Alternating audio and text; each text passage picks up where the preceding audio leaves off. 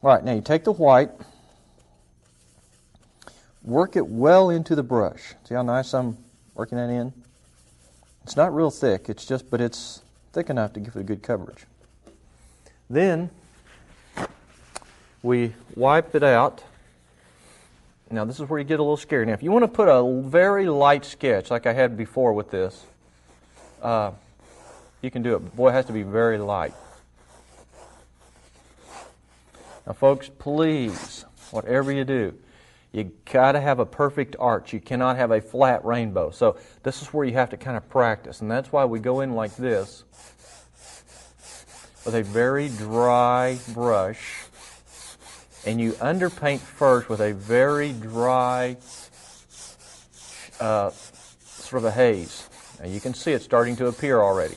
But see, it takes several swishes.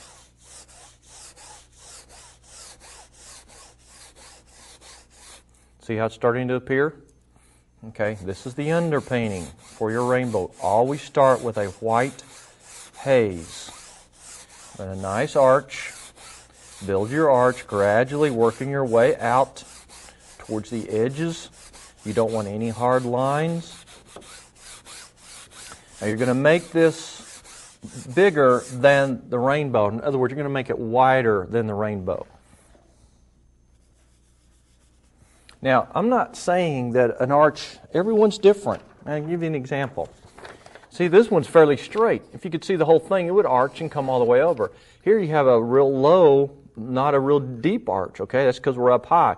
Now, if you get on the other side of this road, because this drops off, then it's real high on the other side. By the time I got to the other side, I couldn't take a picture of it. This one, you can see also, is very similar to what we're doing. It's kind of not a flat arch, but you're only seeing one part of the arc, okay? Well, you establish your arc before you ever think about the color, okay? And you do that with this. Now, this is why I wanted to get to you on this, because a lot of you wouldn't have any idea this is how you begin a rainbow. Most of you just start putting on color. That is the worst thing you can do, because you'll see you have to have a white, dry background in order for the color to work. Now, I just did a huge rainbow in a painting for our church behind the baptistry, and it was huge. This painting was like 8, 9 feet wide and 12 feet tall, and the rainbow was huge. Boy, it was a big battle getting that rainbow in there, because I had to do a lot of this. It took me about 3 hours just to get the background in there for it. You can see I'm still working on this. Now see, there's my arch. I do not want to cover up my detail here. I want to get it shifted to the left of my body of water enough that it covers up some of this area, but it will keep my focus here. And by having these trees just to the left of it also helps to add a little detail. So this is your eye stopper here. This is your eye stopper here. You don't care about this at that point, okay? So now you can see it starting to show up a little bit here, but I'm not done yet. Put a little more in there. It's very dry. I want you to notice how much time I'm spending on this, folks. This is critical. Absolutely critical. Barely touching. Plus, this warms you up for getting the right movement. Now I'm going out a little further. If you get any little slices of hard line, just get those out right away.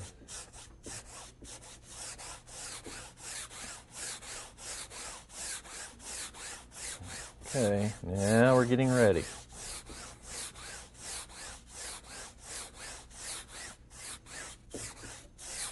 Now by now, or at least, at some point in time here, you will have gotten enough of this in that you feel comfortable with the movement, okay?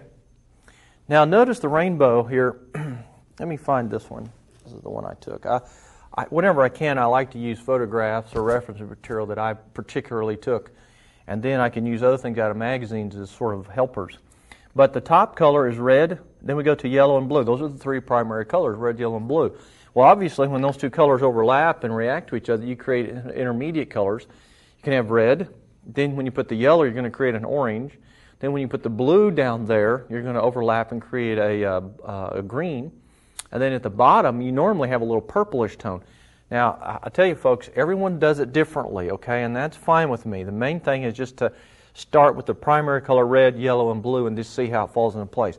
Also has a lot to do with how you mix it down here and which colors you use. Now I'm going to rinse my brush real good. Now, this is kind of unnerving, so if you're a little nervous, that's pretty normal. Now you want to work right in this same area, this white spot right here, okay? Now I've got some alizarin crimson here that I'm going to put out here. Well, I can't get the lid off. The alizarin crimson is a little bit better for this, so I'm going to mix it with a little bit of the red. Do not use the cadmium red light by itself because it's a little too orange. Okay, now we take the white, a little touch of water, not much. Put it in. Take the crimson and a little touch of the cad red light. Just work that in right here. Now you always start with a very light color first.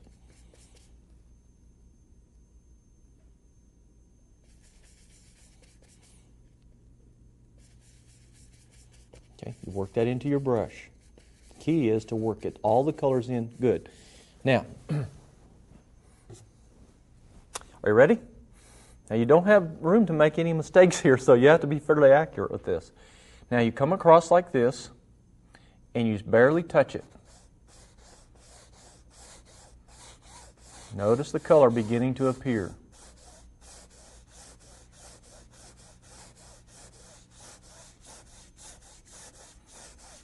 Because of the white underpainting, now you see the rainbow starting to appear. Get your arch going. Don't be afraid of it. Now notice how the color is working for you now. I'm going to come all the way off the canvas down here on this side. But notice how I continually rub this.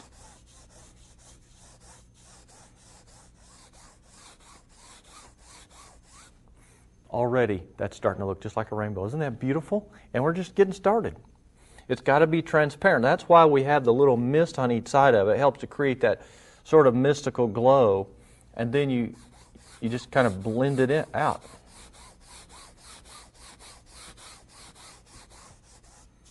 Up there. Now right through here, where it's a little grainier, you can add a little more white to that part. Now this is where anytime you add anything, be sure you work it in good to your brush and then go in there and say, I want to just add a little bit more of a, and then you can take your finger and soften it. The key is to stay in the same arch. Okay, once you get your arch going, it's not too bad.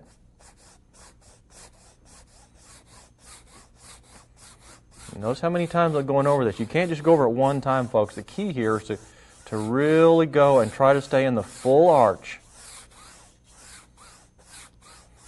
Okay, now there's your first reddish tone. Now, notice how I've spread it out a little bit. Okay, the next color is the yellow, which will turn it to sort of an orange tone. Okay, so now we take white, always have white in there, add a little touch of yellow. See, I'm kind of mixing it in. Work it in good. A little more yellow. Touch more white. Now that's the cad yellow light. Work it in, work some of it off. Then start right below the red. You kind of got to barely touch it.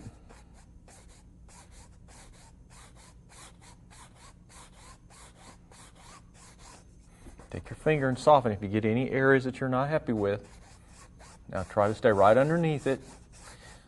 Folks, I'm not making any promises. This is something that we all have to just kind of experiment with.